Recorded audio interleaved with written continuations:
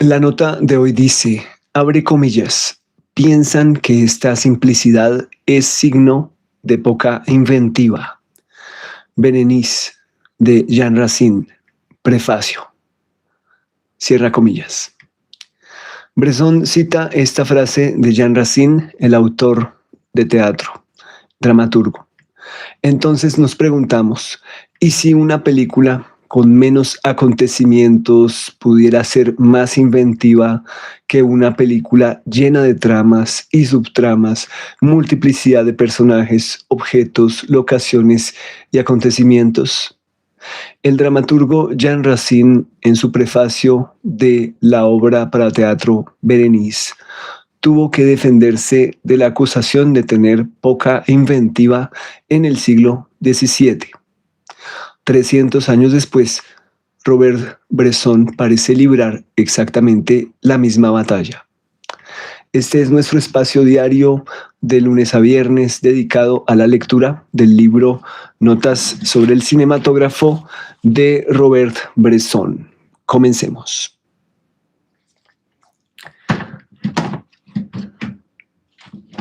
Esta nota llega en un momento clave de nuestro recorrido porque Bresson está citando directamente por segunda vez al dramaturgo Jean Racine. Y sobre todo no lo cita para hablar de teatro en abstracto o para reiterar sus críticas hacia las convenciones teatrales impuestas en los cines hegemónicos. Bueno, eso por parte de Bresson. Por el contrario, nuestro autor, Bresson, lo cita para defender una idea de creación que empieza a parecer cada vez más cercana a su propia concepción del cinematógrafo. En esta nota descubriremos a través de 4 ideas clave por qué para Bresson la simplicidad no significa pobreza, carencia o precariedad, sino una forma mucho más exigente de creación. Y el ejemplo a seguir pues es la obra Berenice de Jean Racine. Entonces vamos con la primera idea de la noche. La simplicidad concentra la invención. Y vean por favor la nota que tienen en pantalla, es la 224, vamos a leerla nuevamente. Dice, piensan que esta simplicidad es signo de poca inventiva. Berenice, prefacio. Entonces recordemos que pues Jean Racine fue un autor teatral, bueno, hizo tragedias, comedias, si no estoy mal, también. Y algo particular es que muchas de esas obras pues tienen prefacios. Entonces son las declaraciones de intenciones del autor y hoy vamos a leer pues ese prefacio específico de Berenice para entrar en el contexto de la nota. No sé si ustedes han tenido la oportunidad de leer la obra Berenice o verla representada o escucharla. Yo la escuché, si no tuve la oportunidad de leerla, pero la escuché interpretada por actores de una plataforma llamada LibriVox. Entonces, pues son actores humanos que la interpretaron tratando de ser lo más fieles al texto y a los cánones teatrales que Bresson pues aborrecería, digamos. Entonces, recordemos, Bresson no es que odie el teatro, sino más bien odia las convenciones teatrales cuando están en el cine, ¿cierto? De hecho, él a estos cines hegemónicos que introducen esos códigos tan arraigados en el teatro, pues les llama simplemente teatros filmados.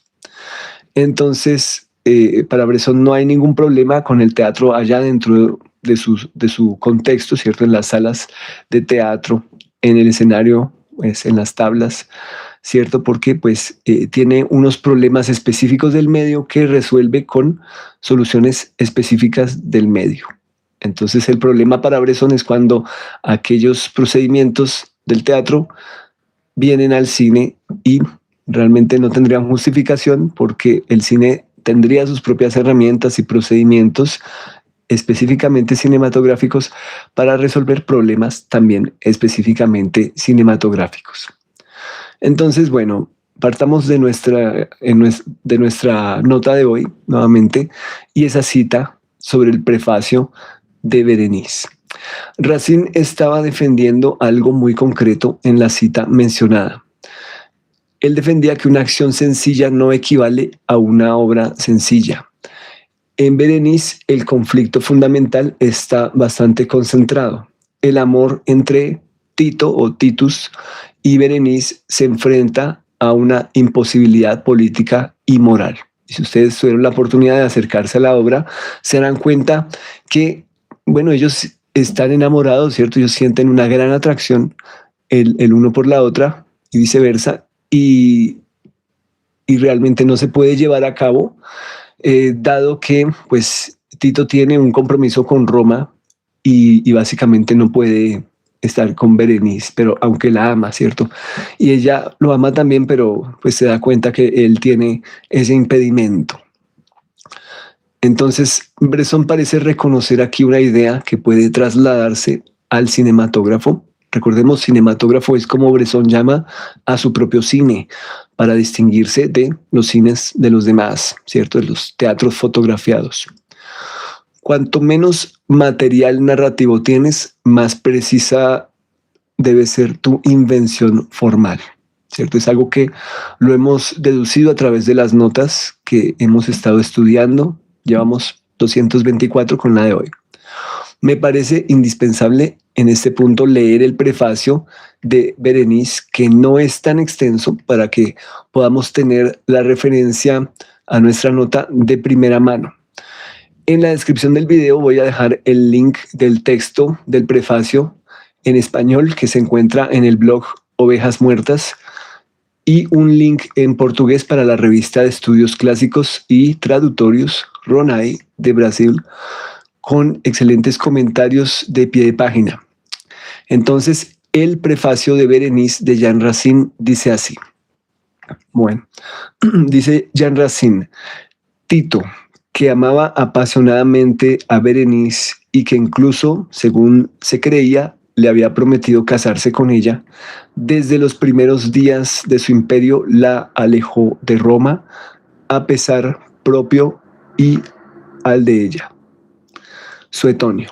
Cierra comillas, bueno, cerrémoslas un momento para hacer un paréntesis. Suetonio fue un famoso historiador y biógrafo romano que vivió entre el año 70 y el año 126 después de Cristo, durante los reinados de los emperadores Trajano y Adriano. Su obra más célebre es Vida de los 12 Césares, un libro con anécdotas sobre los gobernantes de Roma desde Julio César hasta Domiciano. Y vamos a continuar con la lectura. Perdón por ese paréntesis, continúa Racine. Abre comillas. Esta acción es muy célebre en la historia y me pareció muy adecuada para el teatro por la violencia de las pasiones que suele suscitar. En efecto, no tenemos nada más conmovedor en todos los poetas que la separación de Eneas y Dido en Virgilio, en la Eneida. ¿Y quién duda de que lo que ha podido proporcionar suficiente materia para todo un canto de un poema heroico en el que la acción dura varios días, no pueda servir de materia para una tragedia cuya duración no debe ser más que de unas pocas horas? Es cierto que no he llevado a Berenice hasta el punto de darse muerte como Dido, porque no teniendo aquí con Tito los últimos compromisos que Dido tenía con Eneas, no está obligada, como esta última, a renunciar a la vida. Aparte de esto, el último adiós que ella dedica a Tito y el esfuerzo que hace para separarse de él no es lo menos trágico de la pieza. Me atrevo a decir incluso que renueva de forma adecuada en el corazón de los espectadores la emoción que el resto de la pieza había podido suscitar. No es en absoluto necesario que haya sangre y muertos en una tragedia. Basta con que la acción sea grande, que los personajes sean heroicos, que las pasiones estén excitadas y que todo respire esa tristeza majestuosa que constituye el placer de la tragedia. Creí que podría encontrar todas estas cualidades en mi asunto, pero lo que más me agradó en él fue que lo hallé extremadamente simple. Hacía mucho tiempo que quería intentar si sería capaz de hacer una tragedia con esa simplicidad de acción que ha sido tan del gusto de los antiguos, pues es uno de los primeros preceptos que nos han dejado. Dos puntos, que lo que hagáis, dice Horacio, sea siempre simple y que no rompa la unidad. Bueno, hay algún paréntesis para decir que está citando Arte Poética de Horacio. Continuemos con la lectura. Continúa Racine. Han admirado el Áyax de Sófocles, que no es otra cosa que un Áyax que se mata de pesar a causa de la furia en que cayó tras no serle otorgadas las armas de Aquiles. Han admirado el Filoctetes, cuyo asunto entero es Ulises que viene a apoderarse por sorpresa de las flechas de Hércules.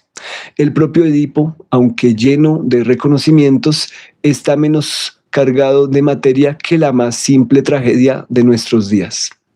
Vemos, en fin, que los partidarios de Terencio, que con toda razón lo elevan por encima de todos los poetas cómicos por la elegancia de su dicción y por la verosimilitud de sus costumbres, no dejan de confesar que Plauto tiene sobre él una gran ventaja por la simplicidad que hay en la mayoría de sus argumentos, y es, sin duda, esa simplicidad admirable la que ha atraído a este último todas las alabanzas que los antiguos le han concedido. Cuánto más simple era aún Menandro, puesto que Terencio se ve obligado a tomar dos comedias de este poeta para componer una sola de las suyas. Entonces ahí voy a hacer otro paréntesis para señalar pues que Terencio y Plauto eran comediógrafos romanos, ¿cierto? Ustedes recordarán algunas de sus comedias, pero entonces dicen que aquí Racine, que ellos pues a su vez se inspiraron en Menandro que sí fue un comediógrafo griego que hacía las cosas aún más simples, ¿cierto? Luego Plauto siguió con esa simplicidad, pero Terencio, pues de todas formas le agradaba al público, aunque no manejaba la misma simplicidad, tenía que coger dos historias, ¿cierto? O dos obras básicamente y fundirlas en una sola, lo cual pues complicaba bastante la trama y el número de personajes, ¿cierto? Entonces aquí podemos ver que está atendiendo básicamente a la creación poética. En un momento va a hacer referencia también a la poética de Aristóteles. Entonces vamos a continuar con la lectura. Entonces continúa Racine, abre comillas, y no hay que creer que esta regla esté fundada únicamente en el capricho de quienes la han establecido. En la tragedia solo lo verosímil conmueve. ¿Y qué verosímil puede haber en que suceda en un solo día una multitud de cosas que apenas podrían ocurrir en varias semanas? Hay quienes piensan que esta simplicidad es una señal de escasa invención. Bueno, abro otro paréntesis. Ese es el título de la nota, ¿cierto? Mejor dicho, es la nota, perdón. Es la nota de Bresson que ustedes ven ahí en pantalla. Repito, entonces volvemos con las palabras de Racine. Hay quienes piensan que esta simplicidad es una señal de escasa invención. No consideran que, por el contrario, toda la invención consiste en hacer algo de la nada y que ese gran número de incidentes ha sido siempre el recurso de los poetas que no sentían en su genio ni suficiente abundancia ni bastante fuerza como para sostener durante 5 actos el interés de los espectadores mediante una acción simple, sostenida por la violencia de las pasiones, la belleza de los sentimientos y la elegancia de la expresión. Estoy muy lejos de creer que que todas estas cualidades se encuentren en mi obra, pero tampoco puedo creer que el público me reproche haberle dado una tragedia que ha sido honrada con tantas lágrimas y cuya 30ª representación ha sido seguida con el mismo interés que la primera. No es que algunas personas no me hayan reprochado esa misma simplicidad que yo haya buscado con tanto cuidado. Han creído que una tragedia tan poco cargada de intrigas no podía estar conforme a las reglas del teatro. Me informé si se quejaban de haberse aburrido. Se me respondió que todos confesaban que no aburría, que incluso conmovía en varios pasajes y que la verían de nuevo con gusto. ¿Qué más quieren? Les ruego que tengan bastante buena opinión de sí mismos para no creer que una obra que los conmueve y les proporciona placer pueda estar absolutamente contra las reglas. La regla principal es agradar y conmover. Todas las demás no han sido hechas sino para alcanzar esta. Pero todas esas reglas son de un detalle demasiado prolijo y no les aconsejo que se embaracen con ellas. Tienen ocupaciones más importantes. Que nos dejen a nosotros el trabajo de esclarecer las dificultades de la poética de Aristóteles y que se reserven el placer de llorar y enternecerse y que me permitan decirles lo que un músico decía a Filipo, rey de Macedonia, que pretendía que una canción no estaba conforme a las reglas. Dios no permita, Señor, que seáis nunca tan desgraciados como para saber estas cosas mejor que yo. Esto es todo lo que tengo que decir a estas personas a quienes siempre tendré por gloria agradar. En cuanto al libelo que se ha hecho contra mí, creo que los lectores me dispensarán gustosamente de responder a él. ¿Y qué podría responder a un hombre que no piensa nada y que ni siquiera sabe construir lo que piensa? Habla de prótesis o exposición y planteamiento como si entendiera ese término y pretende que esta primera de las 4 partes de la tragedia esté siempre lo más cerca posible de la última, que es la catástrofe. Se queja de que el excesivo conocimiento de las reglas le impide divertirse en la comedia. Ciertamente, a juzgar por su disertación, nunca hubo queja peor fundada. Se ve bien que nunca ha leído a Sófocles, a quien alaba muy injustamente por una gran multiplicidad de incidentes, y que tampoco ha leído nada de poética, sino en algunos prefacios de tragedias. Y aquí hacemos otra pausa y aprovecho para hacer un paréntesis diciendo que Racine le está contestando específicamente a Nicolas Pierre Henry de Montfaucon, también conocido como el abate de Villars. Fue un autor y crítico francés que, entre otros textos, publicó la Crítica de Berenice un año después de que se estrenó la obra, en 1671, en la que dirige ataques contra Corneille y Racine a propósito de sus respectivas obras sobre la historia de la reina judía Berenice y el emperador Tito.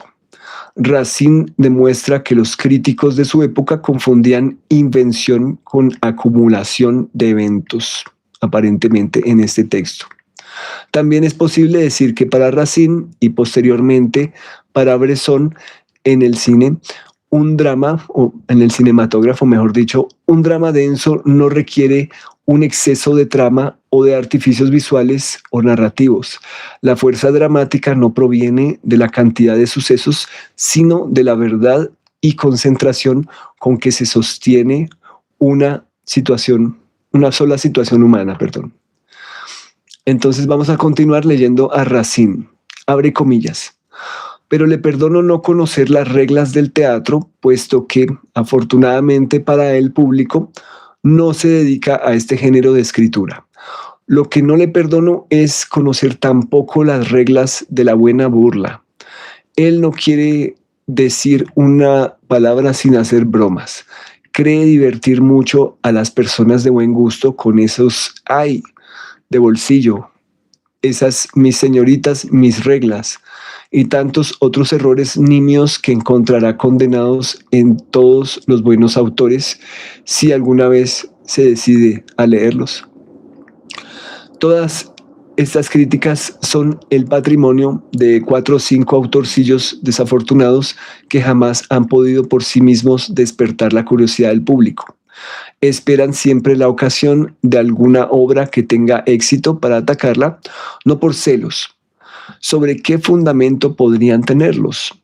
Sino con la esperanza de que alguien se tome el trabajo de responderles y de sacarlos de la oscuridad en la que sus propias obras los habrían dejado durante toda su vida. Cierra comillas. Bueno, entonces ese ha sido pues el prefacio de Berenice escrito por Jean Racine que origina esta nota y esta cita de Robert Bresson esta noche. Recordemos que Berenice se estrenó el 21 de noviembre de 1670 en París, Francia, en el Hotel de Bourgogne. ¿Y por qué lo digo? Porque aquí resulta obligatorio referirnos brevemente a la otra versión de Berenice, perteneciente a Pierre Corneille y llamada oficialmente Tito y Berenice, que se estrenó exactamente 7 días después, el 28 de noviembre de 1670, también en París, pero en el teatro del Palais Royal. En la versión de Racine tenemos evidentemente el triángulo de los personajes principales, Tito, Berenice y Antíoco, el rey de Comagene, amigo de Tito, actual Turquía o Turquía. Y los personajes secundarios son los confidentes de cada uno de los 3 primarios, de los 3 protagonistas. Entonces, en la versión de Corneille tenemos como personajes principales a 2 parejas, que son, por un lado, Tito y Berenice, y por otro lado, personajes completamente nuevos, que son Domiciano, hermano de Tito, y Domicia, ¿cierto? Su pareja, junto con cada uno de sus confidentes. Entonces tendrían 4 confidentes por ese lado, por el lado de Corneille. Cabe mencionar que ninguno de los personajes confidentes aparecen en ambas versiones, son distintos confidentes. Tanto para Berenice como para Tito, pues que son los que sí aparecen obviamente en las 2 versiones. Ahora comparemos brevemente las 2 versiones según 3 criterios. Entonces, el primer criterio sería la simplicidad de la trama versus la complejidad de la intriga. Y gracias por seguirme. Sé que es difícil hacerlo sin ayudas audiovisuales por el momento, pero entonces agradezco de verdad esa atención que están poniendo acerca de estas obras. Entonces, primer criterio, la simplicidad de la trama versus la complejidad de la intriga. Por el lado de la Berenice de Racine, Racine apostó por la máxima concentración y sencillez argumental. Eliminó cualquier subtrama política y en esto podemos decir que la acción gira casi de forma exclusiva en torno a la imposibilidad del amor entre Tito y Berenice debido a las leyes romanas, apoyándose únicamente en la intensidad emocional de esos 3 personajes, pues obviamente del triángulo, Tito, Berenice y Antíoco. En Corneille, ¿qué ocurre? En su obra Tito y Berenice, siguiendo su estilo característico, enriqueció la trama agregando negociaciones políticas y una segunda pareja de enamorados, como ya lo mencioné, Domiciano, hermano de Tito, y Domicia, hija de Corbulón. La obra está llena de maniobras de Estado, rivalidades y giros de enredos. El segundo criterio es la fuerza de la voluntad versus la fatalidad de la pasión. En Corneille está el heroísmo de la voluntad. Sus personajes están guiados por el honor, la razón de Estado y la generosidad o fuerza del espíritu. El conflicto de Tito es una demostración de dominio propio y voluntad y virtud política. Por ello, Corneille catalogó su obra como una comedia heroica. Por otro lado, en la Berenice de Racine Se trata de una tragedia elegíaca y de dolor interior. Está más centrada en lo que los personajes dicen sobre sus sentimientos. Están atrapados en la fatalidad de un amor apasionado que choca contra el deber, provocando un dolor inevitable. La tragedia no nace de conspiraciones externas, sino de la tristeza, entre comillas, majestuosa, de la separación forzada. Cada uno de ellos tiene que separarse, pues, de su objeto de deseo. Vamos con el tercer criterio, que sería el objetivo para con el espectador. Entonces sería en Cornell la admiración, sería la admiración versus la conmoción en ambos casos.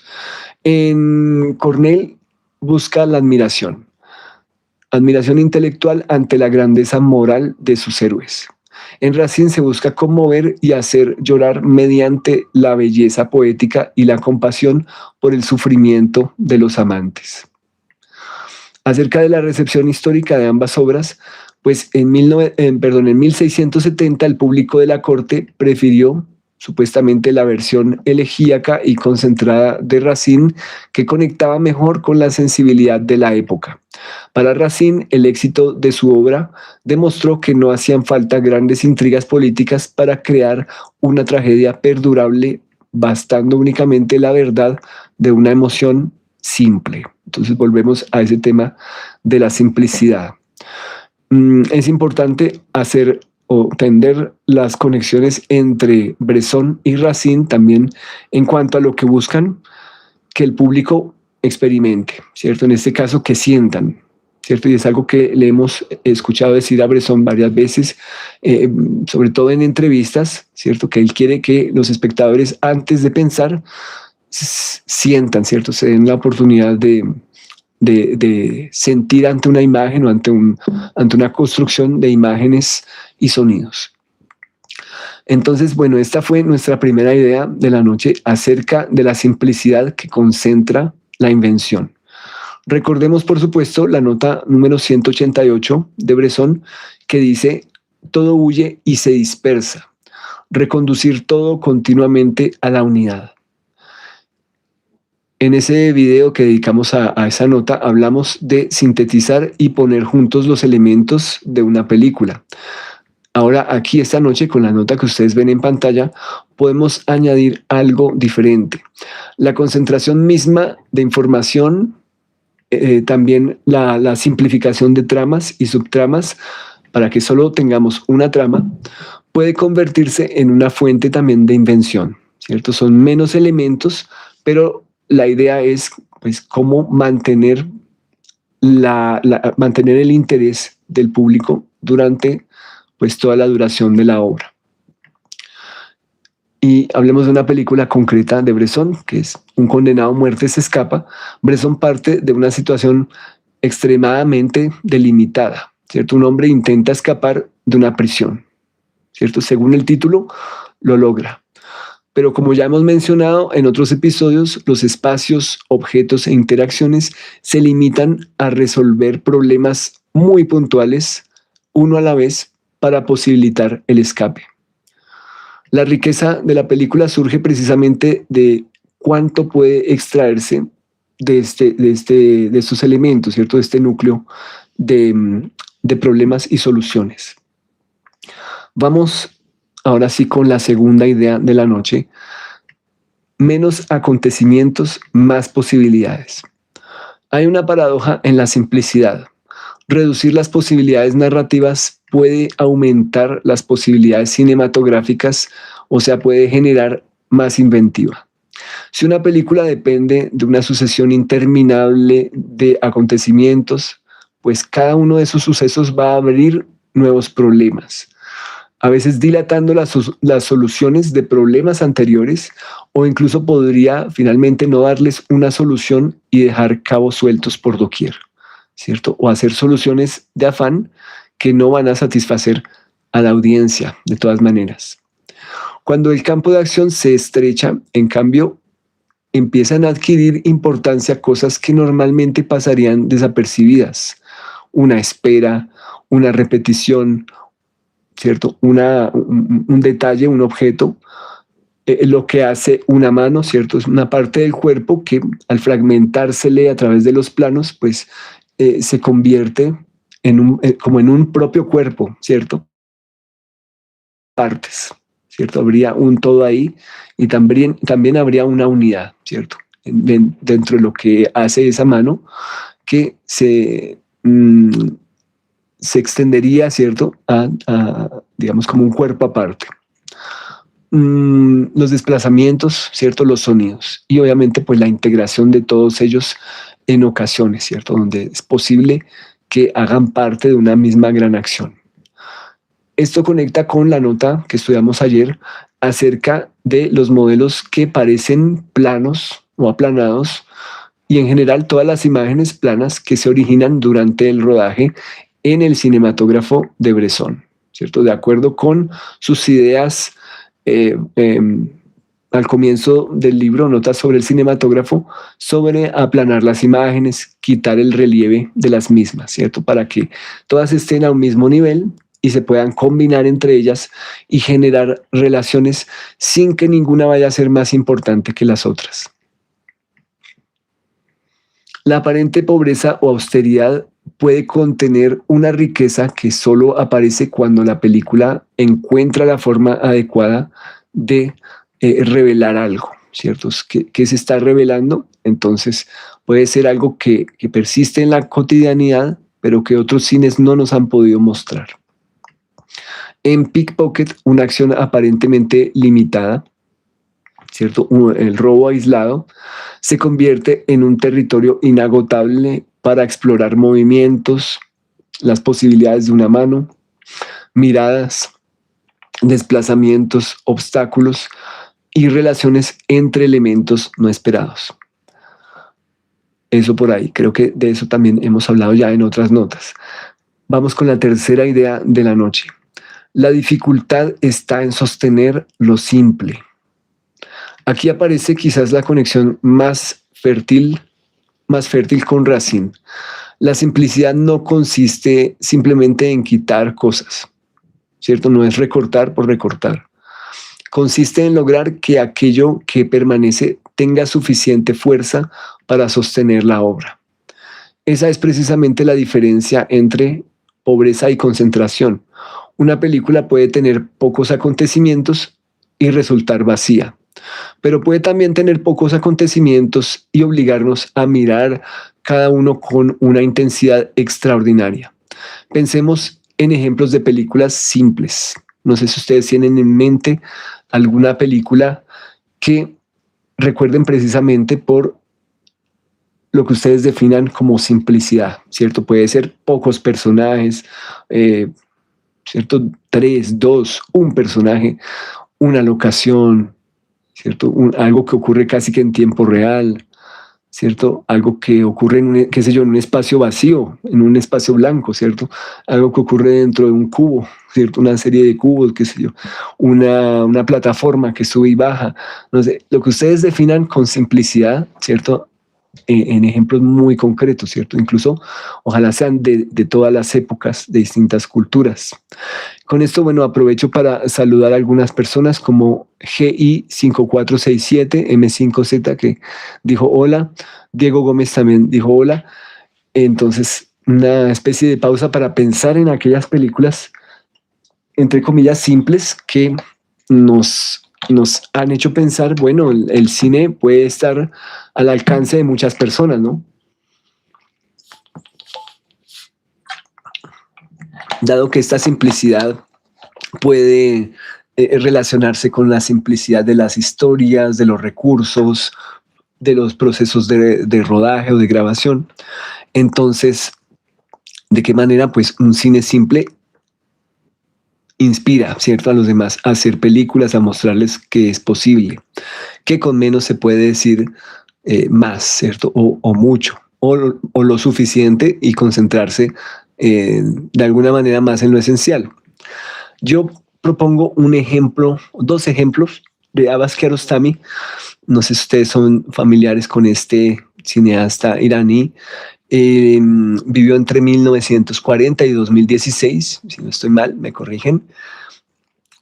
Empezó su carrera básicamente hacia los años 70. De hecho, su primer cortometraje se llama Pan y Callejuela, de 1970, ¿cierto? En el que en ese cortometraje, pues simplemente un niño va de un punto A un punto B en la calle, ¿cierto? Va caminando, cruza esquinas, se va metiendo en callejoncitos más estrechos y se encuentra con un perro que le ladra y no le permite pasar, ¿cierto? Esta situación simple suscita a cualquier cineasta a buscar diferentes maneras de resolver el problema. ¿Cómo va a pasar el niño, ¿cierto?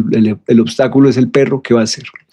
La solución de Kiarostami es que el niño pase al lado de un adulto que precisamente va por el mismo camino, pero el adulto antes de llegar al perro voltea por otro camino y el niño nuevamente queda solo frente al perro. Entonces debe enfrentarlo igualmente él solo, ¿cierto? Como le correspondía desde un comienzo. Entonces el niño va a tratar de pasar rápidamente en el momento en que el perro le ladra.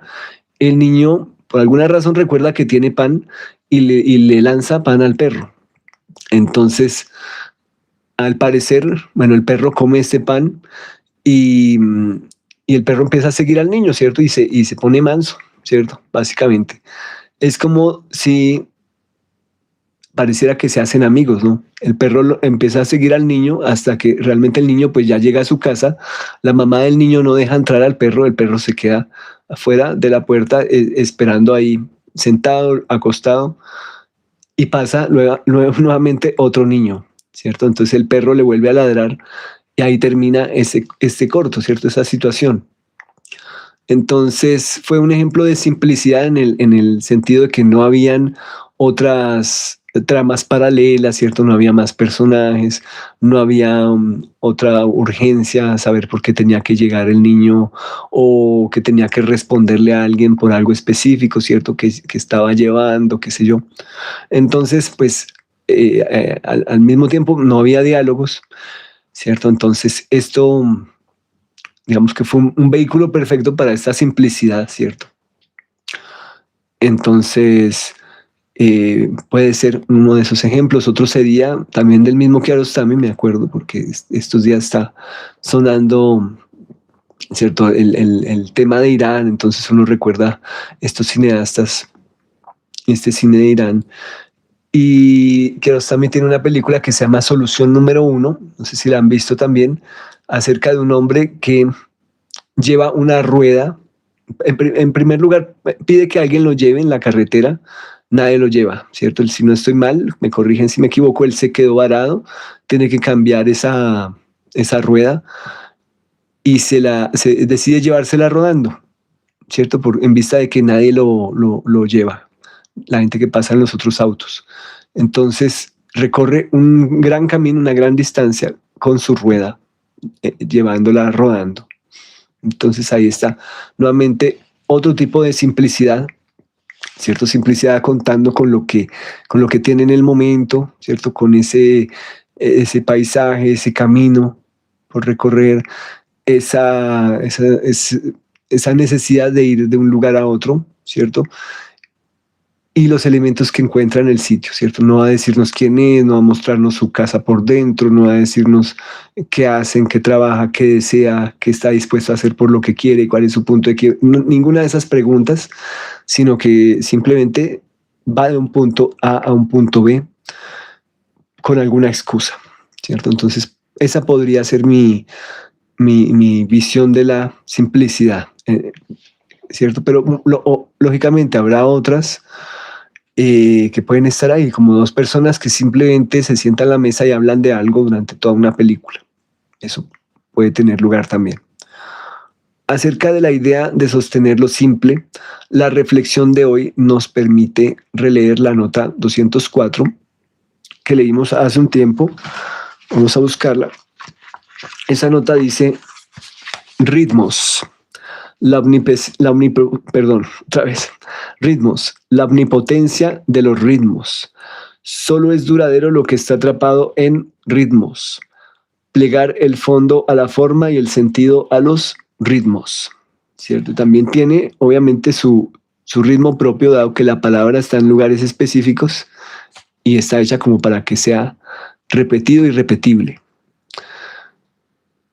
Y decíamos, entre otras cosas, que cuando hay pocos elementos de su aparición, repetición, transformación, adquiere una importancia enorme, ¿cierto? Y ese va a ser uno de los recursos de los que definitivamente hay que echar mano, ¿cierto? Para mantener la atención de los espectadores.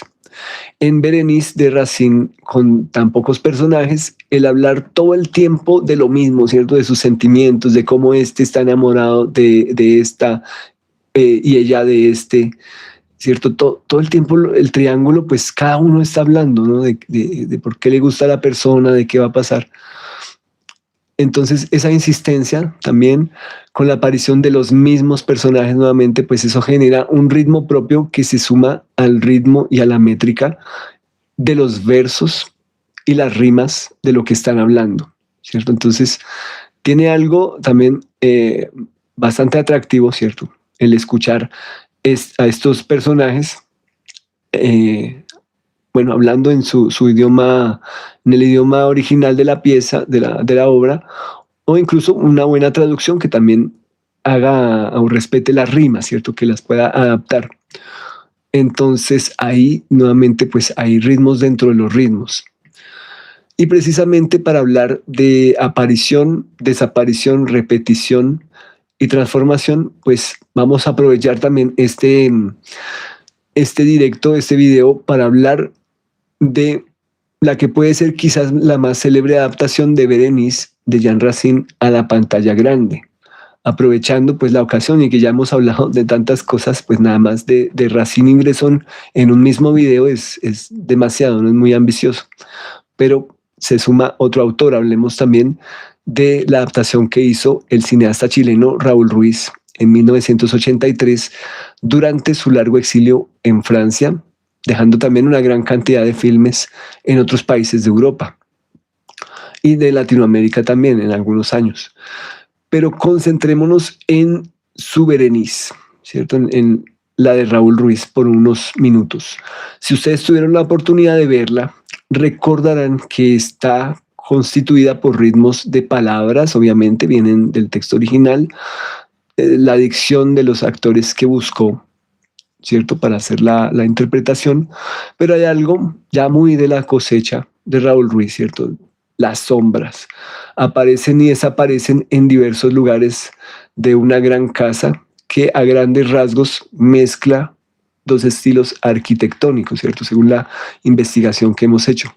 Primero, bueno, esa casa o edificio es el museo, Le Musée de Zabelin en la Villa Brunet, que es una mezcla entre arquitectura de la antigua Grecia, estilo Kérilos neoclásico, inspiración helénica. Bueno, imaginen estos elementos ahí, como un poco de todo esto. Y segundo, estilo Art Deco y racionalismo de entreguerras, ¿cierto? Este edificio fue construido entre los años 20 y 30 del siglo XX. El filme está constituido en su mayor parte, como dije, por sombras. ¿Y cómo funciona? Por ejemplo, pues tenemos a Berenice hablando, pero le está hablando a una sombra proyectada sobre la pared que también puede bajar o subir la intensidad, ¿cierto? Puede desaparecer totalmente, puede en otro lugar del plano aparecer otra sombra, ¿cierto? De otro personaje. Y básicamente invitan a la interpretación en cuanto a, bueno, ¿qué son? ¿Por qué unas sombras? Porque a veces sí aparecen los actores, pueden ser recuerdos, pueden ser evocaciones, pueden ser impresiones, pueden ser interpretaciones mismas de los personajes que sí se están viendo directamente y no sus sombras. Entonces, pues hay varias posibilidades. También hay sombras que se combinan. Y las sombras, pues no están quietas. Las sombras, pues pueden mostrar su boca hablando, pueden hacer giros de la cabeza como para indicar que están mirando en alguna dirección, conectan miradas con otra sombra en otro plano, o hay sombras en distintos términos de profundidad. Entonces, si ustedes habían visto otra película de Raúl Ruiz como Sombras Chinas, Sombras Chinescas, recordarán que ahí también básicamente utiliza muchísimos recursos de las sombras, ¿cierto? Y en otras películas posteriores, pues en algunos momentos pueden volver la composición, las composiciones a partir de sombras. Pero en estas dos películas, Berenice y Sombras Chinas, pues básicamente las sombras están de comienzo a fin, ¿cierto? Están en gran parte del metraje. Entonces también hay proyecciones como back projections, ¿cierto? Otras capas de imagen proyectadas sobre ese lugar, esa casa que tiene tantos estilos arquitectónicos, ¿cierto? Tantos lugares que podrían semejar ciertos lugares como del imaginario colectivo que seguramente habremos visto o los expertos reconocerán. Esto puede tener tal estilo qué sé yo, en un templo griego, cierto, tal estilo, qué sé yo, bueno, Art Deco también. Entonces hay una mezcla ahí de épocas.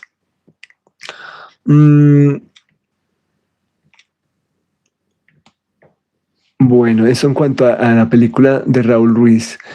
Se da cuenta también de una extrañeza del movimiento interno en el cuadro, que no sobra decir es constante, ¿cierto? Está Raúl Ruiz bastante preocupado por ese ritmo interno que no proviene de las palabras y de los versos, sino que está preguntándose por el movimiento también dentro del cuadro, o en qué momentos hay cortes, en qué momento la profundidad y el ojo que necesariamente debe moverse por el cuadro, pues también está generando movimiento. Vamos con la cuarta idea de la noche. La restricción puede liberar la imaginación. De eso ya hemos hablado, y precisamente Bresson basa su sistema del cinematógrafo en muchas restricciones, las cuales pues están pensadas, como ya lo hemos dicho en varias ocasiones, pues para potenciar la creatividad, ¿cierto? Suscitar la recursividad, la resolución de problemas, ¿cierto? Esta idea me parece especialmente interesante para comprender por qué Bresson cita a Racine. Normalmente pensamos que la libertad creativa aumenta cuando tenemos infinitas posibilidades, pero Racine demuestra lo contrario. Una limitación rigurosa puede obligar a inventar con mayor profundidad. En el caso concreto de Racine, las fuentes históricas de las cuales se documentó acerca de Tito, Berenice, también se me olvida, Antíoco, no informan sobre ningún desenlace mortal o sangriento, a diferencia de otros muchos acontecimientos o sucesos adaptados a distintos medios artísticos, en los cuales no hay más posibilidades de cierre que la violencia, la muerte y o la destrucción en general, como lo expresaba en el prefacio ya Racine, ¿cierto? No tiene que morir todo el mundo para que la tragedia sea tragedia.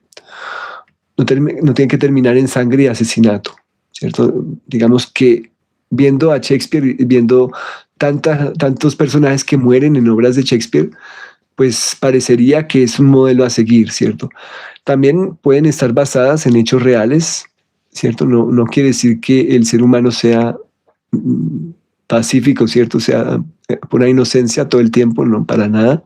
Pero hay algunas de estas situaciones históricas, pues que no terminaron de esa manera, ¿cierto? Entonces, hay algo que caracteriza, perdón, a la Berenice de Racine, es que, pues, no está obligada a terminar con su vida, aunque lo haya contemplado varias veces, pues, en el texto, ¿cierto? En la obra, en diferentes actos.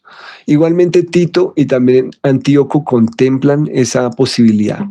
El hecho de que el quitarse la vida no sea ya una opción dice mucho acerca del nivel de posicionamiento tanto del dramaturgo como de los personajes hacia lo trágico. Es también simplicidad y es desprendimiento al mismo tiempo. Berenice no está obligada ni a matarse ni a escoger sí o sí entre uno de estos dos hombres. Incluso amando a Tito y más aún con Tito correspondiendo con sus sentimientos, correspondiéndola, pero igual imposibilitado aparentemente por el deber para con Roma.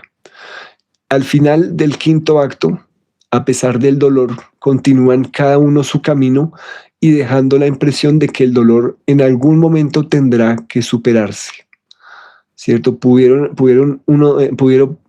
perfectamente Berenice haberse ido a quitar la vida, pudo haberle quitado la vida de paso a uno de estos dos, ¿cierto? Pero no ocurrió. Está más cerca Racine de una actitud desprendida, cercana a la visión de un mundo que cuestiona ciertos valores tradicionales que otras obras podrían incluso defender y perpetuar. ¿Cierto? ¿Qué valores tradicionales defienden ciertas o ciertos exponentes del teatro? ¿Cierto? Según las poéticas que citamos, ¿cierto? La poética de Aristóteles, arte poética de Horacio, por citar solamente dos, ¿cómo debería, según ellos, según sus análisis, terminar una tragedia, ¿cierto? ¿Qué es necesario, qué es obligatorio, qué es opcional? ¿Cierto? ¿Realmente es la poética de Aristóteles un manual a seguir o es simplemente el análisis de unas obras de su época que se ha malinterpretado como si fuera quizás un libro de recetas o un libro de reglas? ¿Qué es? ¿Hasta qué punto hay recomendaciones o hasta qué punto hay obligaciones? ¿Cierto? Como lo acabo de decir, reglas que deberían seguir todos a futuro, incluso 1000 años después, ¿cierto? 2000 años después. Entonces, ¿de qué manera? Pues también se habla de esos textos, sobre todo en la academia, ¿cierto? ¿Cómo es la relación con estos textos? Entonces, pues es muy interesante que Racine pues haga este prefacio, ¿cierto? Haciendo una defensa de su posición, ¿cierto? ¿Por qué no es verosímil que se quiten la vida? ¿Cierto? ¿Por qué puede funcionar con Dido en la situación en la que está con Eneas? ¿Cierto? Pero ¿por qué no funcionaría con Berenice, Tito y Antíoco?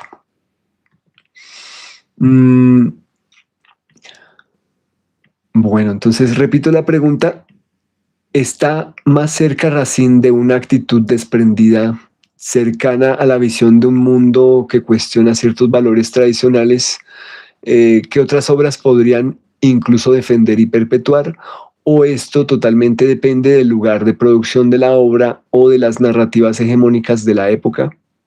La austeridad en Racine o en Bresson no es entonces falta de imaginación, es más bien una forma de poner la imaginación bajo presión y que también cuestione o al menos confronte aquel cómo debe hacerse o cómo deberían operar ciertas obras dentro de un arte o un circuito específico.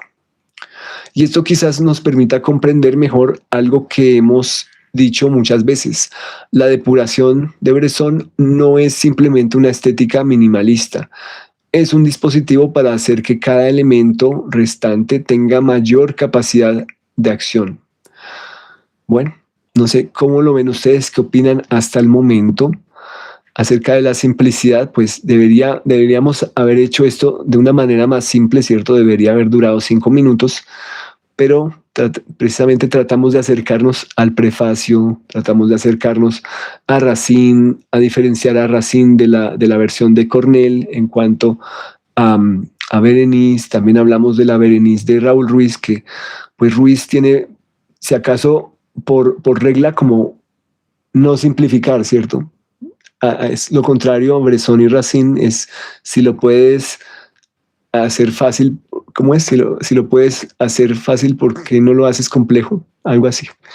Entonces, como una forma de pensamiento totalmente distinta, ¿cierto? Es la complejización en busca de otras cosas. Estas fueron nuestras 4 ideas acerca de la breve nota de hoy. A manera de conclusión, podemos decir que la frase que Bresson toma de Racine nos permite comprender algo fundamental, ya lo habíamos dicho al comienzo, pero retomémoslo. La simplicidad no es lo contrario de la invención, puede ser precisamente aquello que la hace posible. Cuando una obra renuncia a multiplicar acontecimientos, el creador ya no puede esconderse detrás de ellos. Tiene que encontrar relaciones, ritmos, gestos, sonidos y transformaciones sí o sí, dentro de un campo mucho más reducido.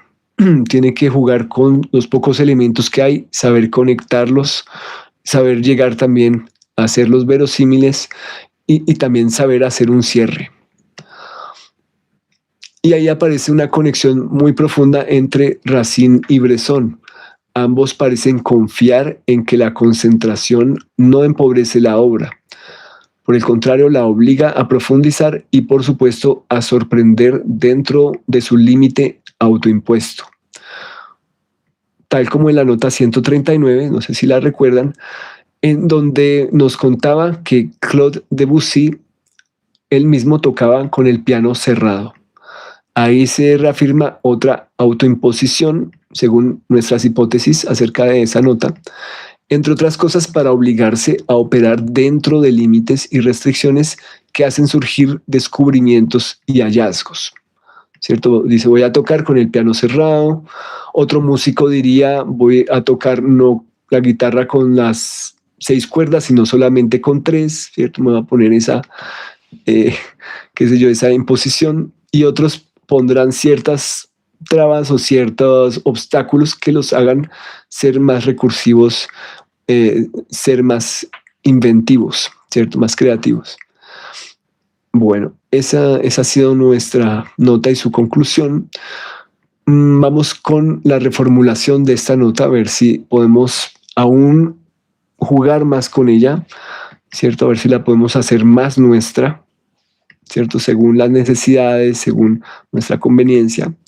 Podríamos convertir esta nota que ustedes ven en pantalla, que es tan corta, podríamos convertirla en un no confundas la simplicidad con la falta de imaginación. Cuando reduces el material, obligas a tu invención a penetrar más profundamente en aquello que permanece, ¿cierto? Bueno, ahí prácticamente la alargamos, la estiramos y le pusimos más elementos. O podemos tratar de condensarla más y decir, la verdadera invención no necesita multiplicar acontecimientos, sabe hacer mucho con poco.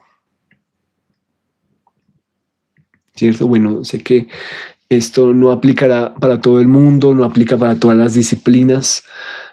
Hay artes donde dicen, bueno, menos es más, otros dirán, no, más es más, otros dirán, no, hay que buscar pensar en grande, ¿cierto? Más es realmente más y hay que hacer las cosas como si no hubiera mañana, ¿no? Tienen que ser grandes, proyectos grandes, colosales, ¿cierto? Megaproyectos. Entonces depende de las miradas que tengan sobre el arte, depende de su educación artística, ¿cierto? De sus propósitos también para con su propio arte o para con el mundo, ¿cierto?